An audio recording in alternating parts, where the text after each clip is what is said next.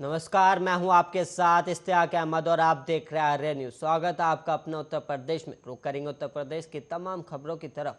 UP में होने वाले विधानसभा चुनाव को लेकर मुख्य विपक्षी दल सपा जोर शोर से जुटी हुई है और वहीं पार्टी अध्यक्ष अखिलेश यादव प्रदेश भर में रथ यात्रा निकालकर अपने पक्ष में माहौल बना रहे और उधर विधानसभा चुनाव लड़ने को लेकर अखिलेश यादव ने बड़ा ऐलान किया है और अखिलेश ने सोमवार को कहा कि वो विधानसभा चुनाव नहीं लड़ेंगे। इसके अलावा अखिलेश ने आरएलडी के साथ गठबंधन को लेकर भी टिप्पणी की है। अखिलेश ने कहा कि आरएलडी के साथ गठबंधन और सीटों के बंटवारे पर विचार विमर्श किया जाना है और जल्द ही इस पर फैसला लिया जाएगा। और वहीं आपको बता दें कि अखिलेश अभी आजमगढ़ से लोकसभा सांसद है और चुनाव में चाचा शिवपाल यादव की प्रगतिशील समाजवादी पार्टी लोहिया को साथ लेने की संभावना पर अखिलेश ने कहा कि मुझे इसमें कोई समस्या नहीं है और उन्हें और उनके लोगों को उचित सम्मान दिया जाएगा।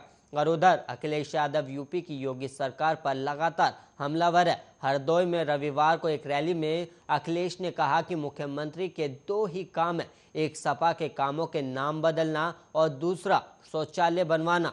और अखिलेश ने कहा कि यूपी सरकार सपा सरकार के कार्यों के उद्घाटन और शिलान्यास कर रही है। और अखिलेश ने कहा कि योगी जी कमाल के मुख्यमंत्री हैं जिन्होंने अपने किसी काम का उद्घाटन नहीं किया है।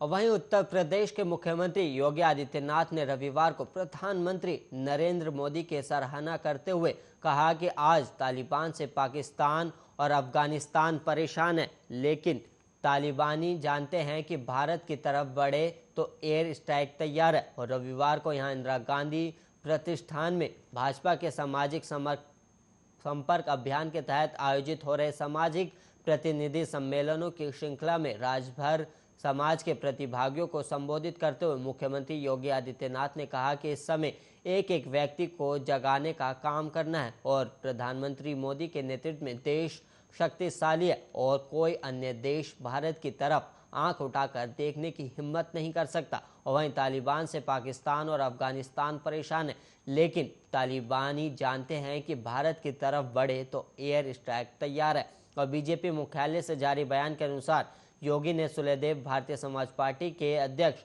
ओम प्रकाश राजभर की ओर इशारा करते हुए कहा कि उनकी सोच परिवार के विकास तक सीमित है। पिता मंत्री और एक बेटा सांसद तो दूसरा बेटा एमएलसी बनना चाहता है। ऐसे राजनीतिक ब्लैकमेलरों की दुकान बंद करनी होगी। और योगी ने कहा कि मोहम्मद गोरी और आक्रांता गाजी के अनुयायी वोट बैंक के भेद से हिंदू रक्षक महाराजा सुलेदेव के नाम से डरते हैं और इनको भय है कि सुलेदेव का स्मारक बनने के बाद लोग गाजी को भूल जाएंगे और जनता राजनीतिक ब्लैकमेलरों को कूड़े में फेंक देगी और इसी भय से वो राष्ट्र रक्षक सुलेदेव के स्मारक का अप्रत्यक्ष रूप से विरोध कर रहे थे। और वहीं आपको बता दें कि बीजेपी के पूर्व सहयोगी राजभर ने 2019 में बीजेपी से अपना गठबंधन तोड़ लिया था और विपक्षी दलों पर प्रहार करते हुए योगी ने कहा कि सपा बसपा और कांग्रेस को विकास से मतलब नहीं था क्योंकि उन्हें भक्तों पर गोली चलाने से ही फुर्सत नहीं थी। और उन्होंने कहा कि पहले राम भक्तों पर गोलियां चलाई जाती थी, अब प्रधानमंत्री ने अयोध्या में आकर भव्य श्री राम मंदिर का शिलान्यास किया और वहां राम मंदिर का निर्माण भी हो रहा है।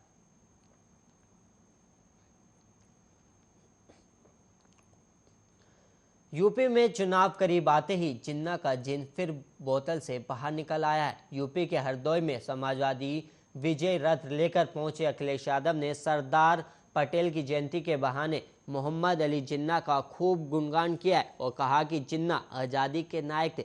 और यूपी चुनाव से पहले अखिलेश यादव के इस बयान ने बीजेपी को बैठे बिठाए नया मुद्दा दे दिया। और अखिलेश यादव ने रविवार को हरदोई की एक जनसभा में जिन्ना की भारत की आज़ादी के लिए उनके योगदान की सराहना की थी। और सपा प्रमुख ने कहा कि सरदार वल्लभ भाई पटेल, महात्मा गांधी, जवाहरलाल नेहरू और मोहम्मद अली जिन्ना ने एक ही संस्थान से पढ़ाई की और बैरिस्टर बने और उन्होंने आज़ादी दिलाई और उन्हें आज़ादी के लिए किसी भी तरीके से संघर्ष करना पड़ा होगा तो पीछे नहीं हटे। और उन्होंने राष्ट्रीय स्वयंसेवक संघ का नाम लिए बिना कहा कि अगर कोई विचारधारा है जिस पर प्रतिबंध लगाया गया तो वो लोह पुरुष सरदार पटेल थे जिन्होंने प्रतिबंध लगाने का काम किया था। और जो लोग देश को एकजुट करने की बात कर रहे हैं वो आपको और मुझे जाति और धर्म के आधार पर विभाजित कर रहे हैं।